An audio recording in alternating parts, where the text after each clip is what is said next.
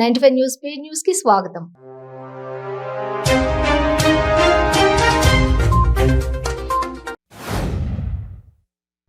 కొండగట్టు ఆంజనేయ గుడిలో దొంగలు పడ్డారు. గుడిలోని 15 కిలోల వెండి బంగారు నగలను ఎత్తుకెళ్లారు. ముగ్గురు వ్యక్తులు బేతాళుడు గుడి ప్రాంతం నుంచి ప్రధాన ఆలయం లోపలకు చొరబడినట్లు పోలీసులు గుర్తించారు. సంత్ సేవాలాల్ మార్గాన్ని అనుసరించాలని తెలంగాణలో సీఎం కేసీఆర్ పరిపాలన గిరిజనులకు స్వర్ణయుగం లాంటిదని గిరిజన సంక్షేమ శాఖ మంత్రి సత్యవతి రాథోడ్ అన్నారు. హుజూర్ నగర్ పట్టణంలోని పణగిరి గట్టు వద్ద 1.5 కోట్లతో నిర్మించిన బంజారా భవన్ ను ప్రారంభించారు. మిర్యాలగూడ ఎమ్మెల్యే భాస్కర్ రావు మరోసారి అసహనం వ్యక్తం చేశారు.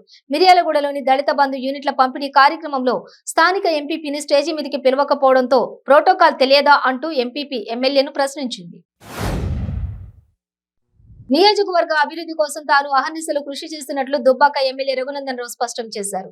దుబ్బాక ఎమ్మెల్యే క్యాంపు కార్యాలయంలో విలేకరుల సమావేశంలో మాట్లాడారు. కొంతమంది బీఆర్ఎస్ నాయకులు ప్రతిరోజు ఉద్దేశపూర్వకంగా తనను దూషిస్తున్నారని మండిపడ్డారు. నిజామాబాద్ ఎడపల్లి పోలీస్ స్టేషన్ లో బీఆర్ఎస్ నేతల మధ్య ఘర్షణ చోటు చేసుకుంది. ఓ సెటిల్మెంట్ విషయంలో మండల బీఆర్ఎస్ పార్టీ అధ్యక్షులు సర్పంచ్ మధ్య వివాదం నెలకొంది. పోలీసుల సమక్షంలో ఘర్షణలకు పాల్పడ్డారు. ప్రస్తుతం ఈ వీడియో సోషల్ మీడియాలో వైరల్ గా మారింది. స్వర్గీయ కింజరపు ఎర్రమనాయుడు 66వ జయంతి వేడుకలను పశ్చిమ గోదావరి జిల్లా జంగారెడ్డిగూడెంలో ఘనంగా నిర్వహించారు. ఆయన చిత్రపటానికి పూలమాలలు వేసి శ్రద్ధాంజలి ఘటించారు. క్రీడాకారులను ప్రోత్సహించేందుకు ప్రోత్సాహక బహుమతులు అందజేస్తున్నామని, క్రీడాకారులు విద్యలో కూడా రాణించి ఉన్నత స్థాయికి ఎదిగి పాఠశాలలకు తల్లిదండ్రులకు గుర్తింపు తీసుకురావాలని గూడూరు పట్టణానికి చెందిన ప్రముఖ చార్టెడ్ అకౌంటెంట్ శ్రీ కంటి రామ్మోహన్ రావు అన్నారు. తెలుగుదేశం పార్టీ అధినేత చంద్రబాబును పిచ్చాసుపత్రికి పంపించాల్సిన సమయం ఆసన్నమైందని మంత్రి కొడాలి నాని అన్నారు. గన్నవరంకు వెళ్లిన చంద్రబాబు అక్కడి ప్రజలను భయభ్రాంతులకు గురి చేశారని చెప్పారు. పోలీసుల గురించి చంద్రబాబు ఇష్టం వచ్చినట్లు మాట్లాడుతున్నారని విమర్శించారు. తన కుమారుడు మాగుంట రాఘవరెడ్డి ఎటువంటి తప్పు చేయలేదని ఒంగోలు పార్లమెంటు సభ్యులు మాగుంట శ్రీనివాసరెడ్డి అన్నారు. ఒంగోలులోని మాగుంట కార్యాలయంలో జరిగిన విలేకరుల సమావేశంలో మాగుంట మాట్లాడుతూ, మా నాన్న స్థాపించిన వ్యాపారం 70 సంవత్సరాల వ్యాపారమని, ఇటువంటి వ్యాపారాలు 10 రాష్ట్రాల్లో చేస్తున్నామన్నారు. ముమ్మిడివరం నియోజకవర్గం పోలవరం మండలం మురమళ్లలో చోరీ జరిగింది. Shri Venkataramana medical and general stores లో పట్టపగలే చోరీకి పాల్పడ్డారు దుండగులు. షాపు యజమాని వెనుక గదిలో ఉన్న మందులు తీయడానికి వెళ్లిన సందర్భంలో క్యాష్ కౌంటర్ లో ఉన్న సుమారు 18,000 నగదు పట్టుకుని పారిపోయాడు దొంగ. రాష్ట్రంలో మొదటి పొద్దుతిరుగుడు కొనుగోలు కేంద్రాన్ని సిద్దిపేటలో ప్రారంభించామని మంత్రి హరీష్ రావు తెలిపారు. సిద్దిపేట పత్తి మార్కెట్ యార్డ్ లో పొద్దుతిరుగుడు కొనుగోలు కేంద్రాన్ని మార్కెట్ కమిటీ చైర్మన్ మచ్చ విజిత వేణుగోపాల్ రెడ్డితో కలిసి ఆయన ప్రారంభించారు. సంగారెడ్డి జిల్లా కలెక్టర్ డాక్టర్ శరత్ జరాసంగం మండల ఎంపీడీఓకు షోకాజ్ నోటీస్, ఎంపీఓకు ఛార్జ్ మెమో జారీ చేశారు.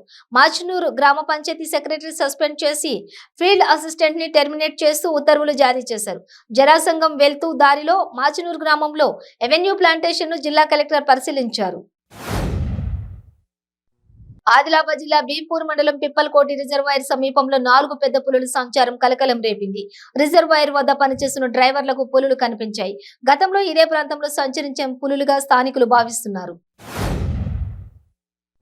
ప్రముఖ పుణ్యక్షేత్రమైన యాదాద్రి శ్రీ లక్ష్మీ నరసింహస్వామి వారి ఆలయంలో వార్షిక బ్రహ్మోత్సవాలు అత్యంత వైభవంగా కొనసాగుతున్నాయి. ఈ నెల 21వ తేదీన స్వస్తి వాచనంతో ప్రారంభమైన బ్రహ్మోత్సవాలు మార్చి 3వ తేదీన అష్టోత్తర శతఘటాభిషేకంతో ముగియనున్నాయి. నూతనంగా నిర్మాణం జరుగుతున్న కూరగాయల మార్కెట్ లో ప్రజలకు కావలసిన అన్ని రకాల మౌలిక వసతులు ఏర్పాటు చేస్తున్నామని, అలాగే పాత మార్కెట్ లో వ్యాపారం చేసిన వారికి అందరికీ నూతన మార్కెట్ల అవకాశం కల్పిస్తామని గూడూరు ఎమ్మెల్యే వరప్రసాద్ వెల్లడించారు. కాకినాడ సముద్ర తీరంలో అమ్మోనియా గ్యాస్ లీకేజీ సంఘటన తీవ్ర కలకలం రేపింది.